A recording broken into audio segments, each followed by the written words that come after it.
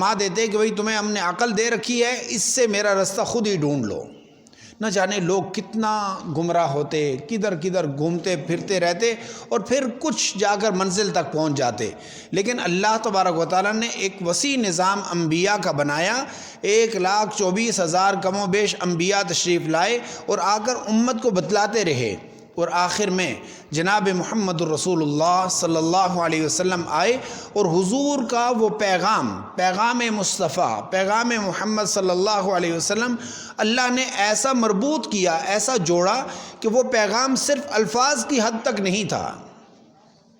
آپ اندازہ لگا لیجئے کہ پہلے تورات بھی ہے، زبور بھی ہے، انجیل بھی ہے، وہ پہلے لکھی ہوئی کتابیں اور صحائف آئے۔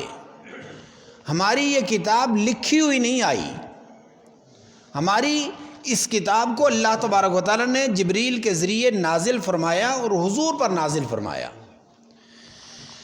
عقل تو یہ کہتی ہے کہ اس کو بھی لکھا ہوا ہونا چاہیے تھا تاکہ یہ تبدیلی سے محفوظ رہتی، حالانکہ جن جن کی کتابیں لکھی ہوئی آئی ہیں وہ تبدیلی سے محفوظ نہیں رہ سکی۔ تورات کے نہ جانے کتنے نسخے بن چکے، ہر ایک کا دعویٰ یہ ہے کہ یہ والی سچی ہے۔ انجیل کے نہ جانے کتنے نسخے بن چکے، ہر ایک کہتا ہے کہ یہ والی سچی ہے، جبکہ ہماری یہ کتاب اوپر سے آئی تو لکھی ہوئی نہیں آئی۔ وجہ کیا؟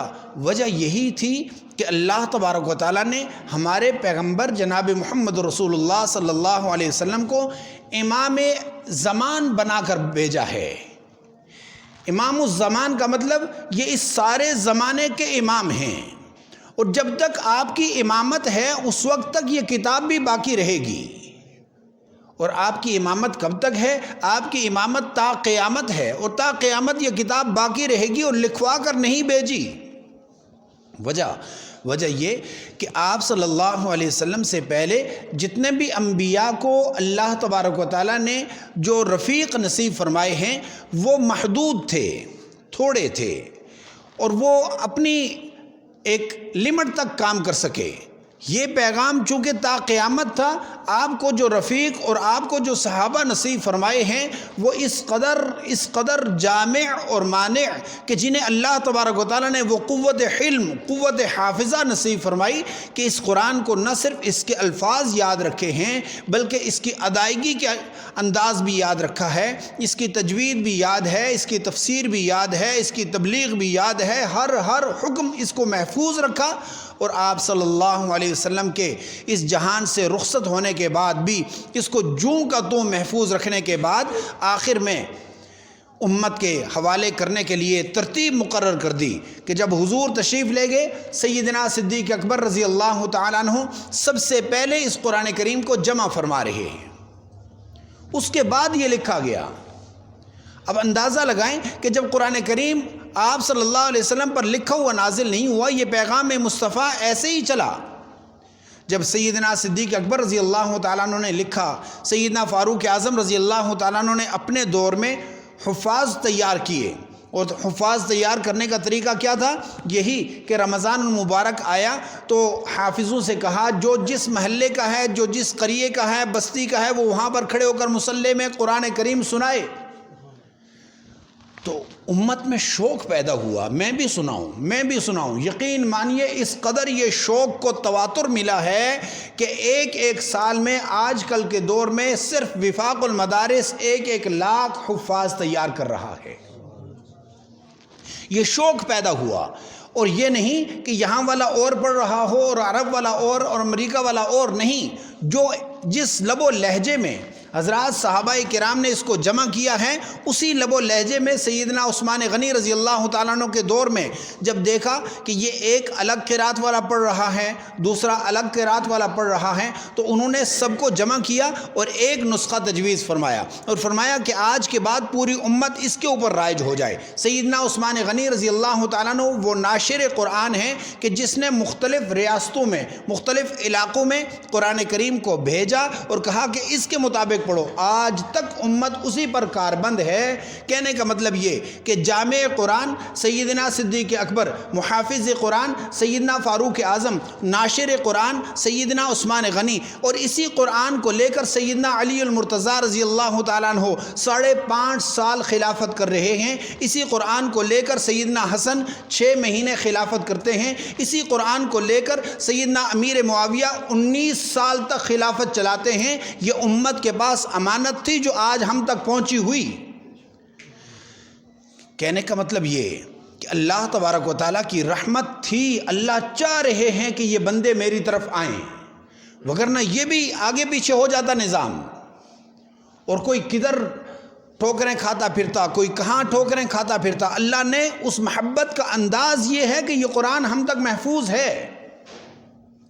اور اس قرآن کریم کو یاد کرنے کے لیے، اس کو مزید محفوظ بنانے کے لیے آپ کی اس مسجد میں بھی ایک مدرسہ قائم ہے.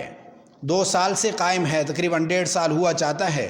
اور 1.5 سال کے عرصہ میں ہماری شروع میں تو بڑا شوق تھا کہ امید یہ تھی کہ ہر گھر سے ایک طالب علم آ جائے گا، لیکن معذرت شوق نہ ہونے کی وجہ سے اس طرف یہ جو کرنسی ہے یہ یہاں دکھتی نہیں ہے. مسئلہ یہ ہے کہ جس کرنسی کو ہم دیکھتے ہیں اس کے لیے ہم اپنے بچوں کو سختی بھی کر لیتے ہیں، ڈانٹ ڈپٹ بھی کر لیتے ہیں، مارتے بھی ہیں، غصہ کرتے ہیں، اور پھر ان کو صبح سویرے گاڑیوں میں بٹھا کر نہ جانے کہاں سے کہاں تک پہنچا کر کے ٹیوشنوں کا انتظام ہے، یونیفارم کا انتظام ہے، ان کے کھانے پینے لنچ وغیرہ کا انتظام کر کے ان کو تیار رکھتے ہیں. اس لیے کہ ایک کرنسی ذہن میں ہے، اور وہ یہ ہے کہ یہ بچہ بڑا ہو کر کے اس جگہ پر، اس درجے پر فائز ہو جائے اور وہاں سے کچھ آئے گا. کاش یہ ہماری روحانی آنکھ کھل جائے، ہماری دل کی یہ آنکھ کھل جائے اور ہمیں پتہ چل جائے کہ یہ جو بچہ کرنسی تیار کر رہا ہے یہ وہ والی ہے کہ جس کے ساتھ سورج نہیں، سورج سے کئی گنا بڑا تاج والدین کے لیے جمع کیا جا رہا ہے، والدین کے لیے خریدا جا رہا ہے. اور یہ اس وقت پہنایا جائے گا جب ایک یوسی کے لوگ نہیں، ایک وارڈ کے لوگ نہیں، ایک ملک کے لوگ نہیں، بلکہ پورے عالم کے سیدنا آدم سے لے کر جناب محمد رسول اللہ صلی اللہ علیہ وسلم کے آخری امتی تک سارے لوگ ایک میدان میں، ایک پنڈال میں موجود ہوں گے، اور اس صاحب کو بلایا جائے گا کہ یہ تاج آپ کے سر ہے، یہ تاج آپ کے سر رکھا جا رہا ہے. اور اس وقت کامیابی ہوگی. آج کل کی کامیابیاں نہیں. کبھی تاج کس کے سر پہ ہے، کبھی کس کے سر پہ، کبھی کون جیتا کبھی کون ہارا. یہاں تو ہار جیت کے یہ دارالامتحان ہے، دارالجزاء آخر میں ہے. وہاں کے لیے کرنسی تیار کر لیں. وہاں کی کرنسی کیا ہے کہ جب یہ معصوم بچے والدین کی گود میں ہی سیکھنا یہ شروع کر لیتے ہیں، بسم اللہ الرحمن الرحیم، نبی عبادی انی انا الغفور الرحیم، بڑا بخشنے والا، بڑا رحم کرنے والا. ہمیں ہر چیز میں یہ سکھایا گیا. جو ہی سورہ فاتحہ پڑھتے ہیں الحمدللہ رب العالمین الرحمن الرحیم، اسی طرح بسم اللہ پڑھتے ہیں الرحمن الرحیم. یہ رحمان اور رحیم جو ہمیں بتلایا جا رہا ہے یہ اللہ کی محبتیں ہیں، اللہ کی شفقتیں ہیں، اللہ کی رحمتیں ہیں کہ جس کی وجہ سے یہ قرآن آج تک ہمارے پاس محفوظ ہے. اب ہماری قسمت ہے کہ ہم اس میں سے کتنا حصہ لے سکتے ہیں، اپنے بچوں کو کتنا اس کے لیے وقف کر سکتے ہیں. اس لیے میرے بھائی کوشش کریں کہ جن کے بچے اب تک حفظ میں شامل نہیں ہوئے وہ حفظ میں شامل ہو جائیں، اور جن کے حفظ میں شامل ہیں ان سے بھی دستبستہ گزارش ہے کہ وہ ان بچوں کو صحیح پروٹوکول دیں، ان کو صحیح ٹائم دیں، اور ان کی خوب نگرانی کریں.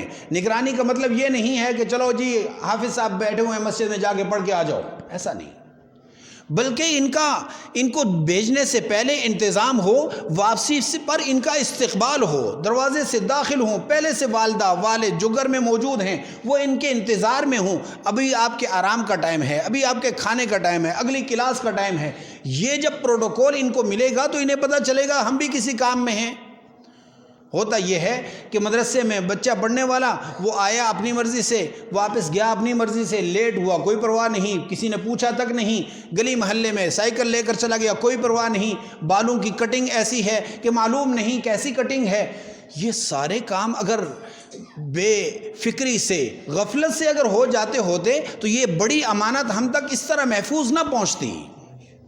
اس کے لیے بڑی فکر مندی کی ضرورت ہے، اس کے لیے بڑی محنت کی ضرورت ہے، اور اس کے لیے دعاؤں کی ضرورت ہے۔ والدین بڑھ چڑھ کر دعا کریں، راتوں کو اٹھ اٹھ کر دعا کریں کہ اے اللہ اس ایک بچے کو اگر میں نے گھر سے نکالا ہے، ہم نے گھر سے نکالا ہے تو ہم نے اپنے اس کل کے لیے نہیں بلکہ آخرت کے کل کے لیے تیار کرنا ہے۔ اے اللہ اس کو ہر شر سے محفوظ فرما لے، اے اللہ ہمارے اس بچے کو آخرت کے لیے ذخیرہ بنا دے۔ جب یہ دعائیں ہوں گی پھر جا کر یہ بچے تیار ہوں گے۔ اس لیے میں عرض کر رہا تھا کہ اللہ تبارک و تعالیٰ نے اپنا پیغام اور اپنے بندوں کے ذریعے پیغام دیا، نبی عبادی انی انا الغفور الرحیم، میرے بندوں کو بتلا دیجئے میں غفور اور رحیم ہوں۔ اللہ تبارک و تعالیٰ کی بخشش کا اور رحمت کا جو سلسلہ ہے وہ جاری ہے، قرآن کریم کی صورت میں ہمارے درمیان موجود ہے۔ اللہ تبارک و تعالیٰ کے جو بشارت والی آیات ہیں، یعنی جنت کی بشارت کی جتنی بھی آیات ہیں ہمیں اپنی طرف کھینچ رہی ہیں، جہنم سے ڈرانے والی جتنی آیات ہیں ہمیں جہنم سے بچنے کی ترغیب دے رہی ہیں۔ ایک راہب کا واقع آپ نے متعدد بار سماعت فرمایا ہوگا۔ وہ صاحب جب دیکھا کہ معاشرتی زندگی میں بہت سارے گناہ ہیں، بیوی بچوں کے ساتھ رہتے ہیں وہاں پر بھی گناہ ہوتے ہیں، باہر جاتے ہیں وہاں گناہ، تو راہبین جو بنی اسرائیل کے ہیں ان کا طریقہ کار یہ تھا کہ جس کو زیادہ شوق ہو جاتا کہ میں نیک بن جاؤں وہ اپنی برادری سے کنبے قبیلے سے کٹ کر جنت میں جنگل میں چلا جاتا، اور جنگل میں جا کر کے بس نہ کسی کو دیکھنا نہ بہلنا، بس اللہ اللہ کرنا ہے۔ ایک پانی کے کنارے بیٹھ گئے اور خوب عبادت کر لی۔ عمریں بھی بہت زیادہ، آج کل کی عمریں نہیں کہ 2-4 سال کے بعد بخار نے آن لیا اور پھر بخار اس وقت چھوڑتا ہے جب ٹھنڈا کر چکا ہوتا ہے، ایسا نہیں، بلکہ ان کی 400 سال عمریں، 400 سال عمر اس نے صرف عبادت میں گزارنے کے بعد جب موت آ گئی تو آخری وقت میں یہ زعم اور خیال پیدا ہوا کہ بہت کما لیا، گناہ تو کوئی ہے نہیں، نیکیاں ہی نیکیاں ہیں، اور اتنی نیکیاں ہیں کہ 400 سال مسلسل دن رات عبادت ہے، بس آرام کیا اور عبادت ہے، اب تو جنت کا پکا حقدار ہوں، اس لیے کہ گناہ تو ہے نہیں۔ اپنا وہ کیلکولیٹر کر کے بس انہوں نے کہا کہ جنت کا پکا ٹھیکہ ہو گیا۔ اللہ تبارک و تعالیٰ صرف اسی گمان پر اس کو پکڑ لیا اور فرمایا کہ جو ہی موت ہوئی فرمایا اس کو جنت میں داخل نہیں کرنا، جہنم کے کنارے کھڑا کر دو، بس داخل نہیں کرنا، پھینکنا بھی نہیں۔ وہاں کی تپش پہنچی، اس قدر تپش پہنچی کہ وہ جب آدمی پریشان ہوتا ہے بیمار ہوتا ہے تو سب کچھ کر گزرتا ہے، دائیں بائیں دیکھا تو ملائکہ کرام کی بڑی تعداد گھوم رہی ہے، بڑی خوش و خرم گھوم رہی ہے، اپنے معمولات جاری کیے ہوئے ہے۔ پوچھا کیا ہے؟ کہا کہ پانی مل سکتا ہے۔ کہا پانی مل سکتا ہے لیکن اس کی یہاں پر قیمت ادا کرنی پڑتی ہے، جہاں سے آپ آئے ہو وہاں پر تو ہم نے قیمت نہیں لگائی تھی اور نہ دی جاتی تھی، روزانہ پانی استعمال کرتے رہے ہو ہمارے ٹھنڈے پانی کے پاس، لیکن یہاں پر تو پانی کی قیمت لگائی جاتی ہے۔ کہا ایک کٹورے اور ایک کاسے کی کیا قیمت ہے؟ کہا ایک کاسے کی قیمت 400 سال بے ریا عبادت ہے۔ 400 سال کی عبادت ایک گلاس آپ کو مل سکتا ہے۔